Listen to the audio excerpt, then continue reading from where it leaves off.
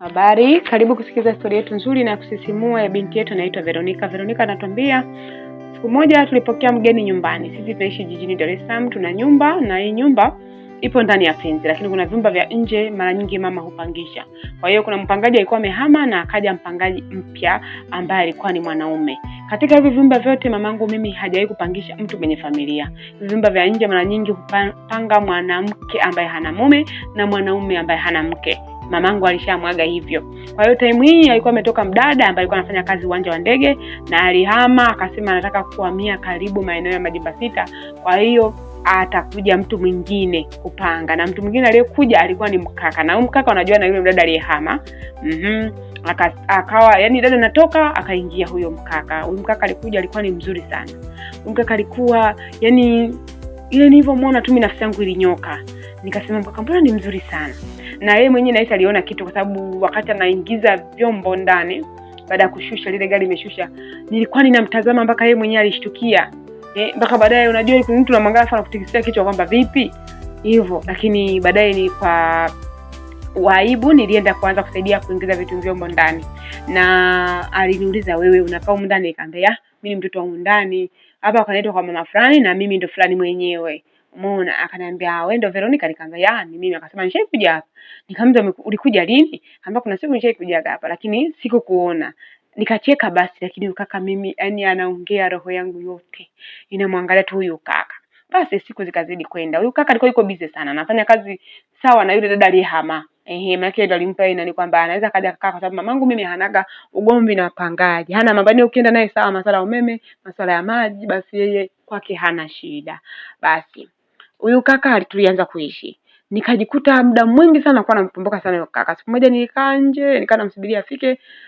Nilipo give up kwamba naona leo labda amechelewa sana kurudi, ingia ndani. Mkaka alifanyeje? Aliingia, na wakati huo mimi nisharudishia mlango wa nje uruhusiwa na kufungua. Ikabidi nishie kumchungulia dirishani. Na akaingia ndani, kama mwana ameingia ndani alikuwa peke yake.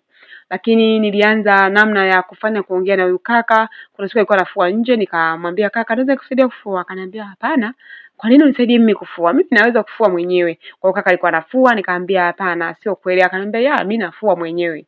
Basi hivyo nilikuwa tunapiga story pale, akaniuliza unasoma huko kidato cha ngapi, unachukua masomo gani? Nikawa namtajia pale, akaniambia okay mimi nimechukua kitu fulani, kwa hiyo hayo mambo ya hesabu mimi yanisumbui. Nikamwambia unaweza kusaidia hesabu? Akaniambia mimi naweza hesabu, naweza vizuri kabisa. Nikamwambia okay sawa, basi naomba uwe unanisaidia hesabu, mimi inanisumbua. Nikaongea na mama, nikamwambia mama, mpangaji kasema kumbe na amechukua kombe fulani, lakini sala la hesabu iko vizuri. Kwa sababu mimi nilikuwa nimechukua HGK. Kwa hiyo kwenye G pale kidogo hesabu inakuepogi. Kwa hiyo nilikuwa nataka nisaidie hata kwenye jogi mle na mambo mengine kama hivyo. Basi mama akaniambia kama amesomea haina shida, mwambie siku akiwa na nafasi awe anakuelekeza. Nikamwambia sawa mama. Nikaenda kaongea kaka, unaweza naomba hata siku za weekends huo unanielekeza hesabu, mimi hesabu inanisumbua sana, geography. Akaniambia okay sawa. Kama hesabu ziweza kwenye geography sijui hizo, mimi naziweza, yaani mimi naziweza sana. Kwa hiyo siku moja aliniambia kesho nataka nafasi, nafikiri kesho nikuelekeze uje na madaftari yako, maana mimi sijui unataka kuelekeza kwenye nini, hesabu ni kubwa sana. Nikamwambia sana. Nikachukua daftari, kesho yake nilipofika nikaingia chumbani kwa kaka. Nimeingia chumbani kwa kaka, ni kuzuri. Chumbani kwa kaka kupanga vizuri. Kwa hiyo nimeingia, nimekaa kwenye kochi, na huyu kaka alikuwa na yeye yuko kifua wazi. Akaniambia unaweza kusubiri kidogo nikavae nguo, maana yake nipo wazi hapa. Nikamwambia haina shida. Akaenda kavaa nguo, akaja kakaa kwenye kiti, akaanza kunielekeza. Lakini mimi kaka ananielekeza, sikuwa naelewa chochote zaidi ya kumwangalia yeye. Akaniambia nakuelekeza kwenye daftari, mbona niangalia hivi usoni, unanifananisha? Nikamwambia no kaka, mimi sikufananishi, nilikuwa tu kuna kitu nakiangalia usoni. Akaniambia na kitu chochote kibaya usoni? Nikamwambia hapana. Mbona nitazama sana? Nikamwambia hamna. Basi akaanza kunielekeza, alinielekeza sana kwa muda mrefu sana, kila kinipa zoezi nakosa, kila kinipa zoezi nakosa. Akaniambia wewe hesabu upo chini sana, fanya mchakato baba yako anambia kutafutie tuition.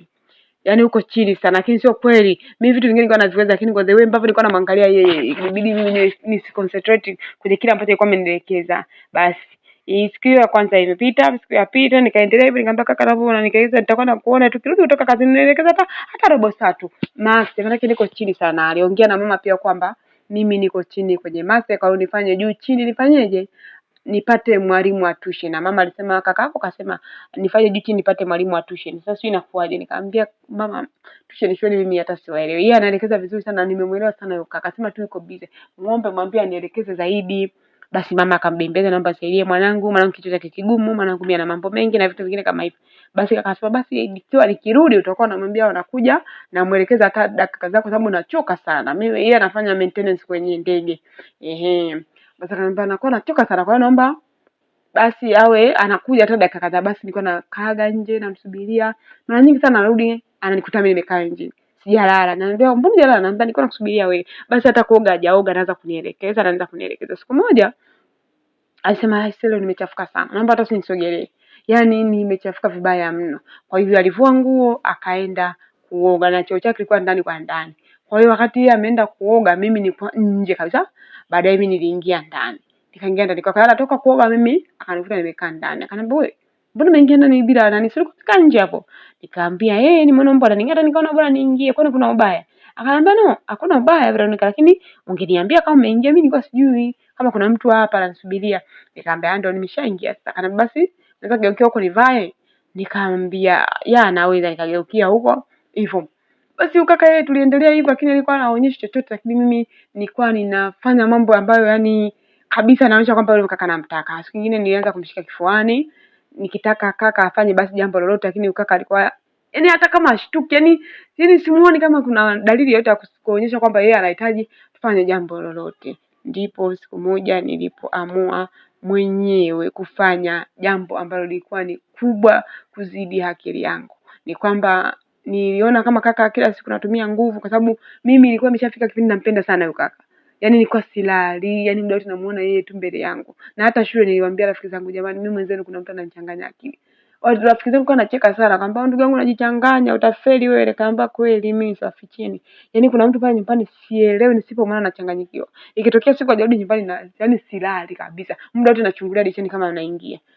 Akamwambia wewe, mbona kama umezidisha sana? Nikamwambia ndio niko hivyo, naomba msaidie nifanyeje. Lakini rafiki yangu akawa ananiambia, mwambie kama unampenda. Nikamwambia naogopa, mimi mtoto wa mwenye nyumba. Naogopa nitaanzia wapi? Lakini ndio hivyo, sikio mimi niliamua mwenyewe. Tena rafiki yangu mwenyewe ndio anishauri. Akaniambia wewe kama mkaka unaona eleweki, wewe vua nguo, wewe mtoto chuchukonzi nini, ukivua tu mwenyewe ataelewa. Basi siku mimi ilikuwa ni usiku, kaka alikuwa ananielekeza, mimi nikanyanyuka, nikavua. Nilikuwa nimevaa t-shirt fulani vile vya nyumbani vile. Nikavua, nikawa na sketi ya shule. Nikavua, nikawa niko wazi. Akaniambia unafanya nini? Nikamwambia anajikuta tunasikia joto. Akasema nasikia joto. Ndani hamna feni. Mnaomba usinifanyie hicho kitu, mtu vangu. Yaani unajua ile kama mtu hajaona chochote kile. Nikamwambia hapana usinifanyie hivyo, na nilivyoona kama yuko serious kweli anasema nivae nguo. Mimi nilichofanya nishusha na sketi. Nikashusha na sketi. Akaniangalia kwa sekunde kadhaa, sio alikuwa anagombana na ubongo wake. Kaniangalia baadaye akaniambia embo vangu. Nimeshakuona tayari vangu. Nikashangaa.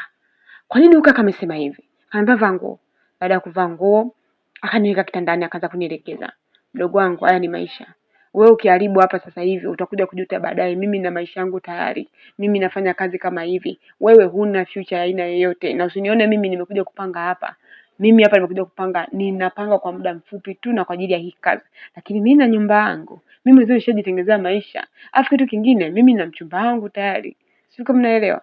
Ningekuwa nataka mambo nimeshagonga kitambo, kwa sababu nishaonaga dalili zako mapema tu. Tangu siku ya kwanza naingia. Angalia yako ilikuwa inaonyesha kabisa unanitamani. Lakini mimi sijawahi kutamani wewe. Sika kuna mtu anaongea hiki kitu. Yaani kama kuna mtu anaelewa hiki kitu ninachoongea. Yaani wewe umemtega mtu afu mtu anakuambia maneno kama haya. Nikamwambia kwa nini unasema? Nikaanza kulia. Kaka kwa nini unanifanyia hivi? Akaniambia ni kweli, nakwambia wewe ni mdogo wangu, lazima nikwambie. Mimi na wadogo zangu kama wewe. Yaani mimi nikifanya mapenzi na nini naona kama nafanya na yule mdogo wangu ambaye nimewaacha nyumbani. Na ambaye nahangaikia mimi namsomesha mwenyewe. Kwa hiyo naomba ujielewe kwamba mimi sipo huko. Naomba kwa leo tuishie hapa. Tutaendelea kesho. Jamani, naomba usiache kusubscribe, kushare, kulike, comment ili kuendelea kupata story nzuri na muendelezo wa hii story.